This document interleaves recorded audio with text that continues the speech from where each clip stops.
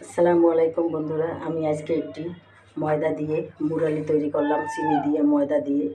দেখো তোমরা, মেলা হাটে বাজারে সব জায়গায় এগুলো পাওয়া যায়। ছোট বাচ্চাদের জন্য এগুলা মানুষ কিনে আনে, বড়রাও খায়। দেখো কত সুন্দর হয়েছে আমার এই মুরালি রেসিপিটা। দেখো, তোমাদের যদি ভালো লেগে থাকে তাহলে আমাকে একটা লাইক অবশ্যই দিবে, আর আমার চ্যানেলটাকে সাবস্ক্রাইব করে দেবে, আর আমার চ্যানেলটাকে শেয়ার করে দেবে।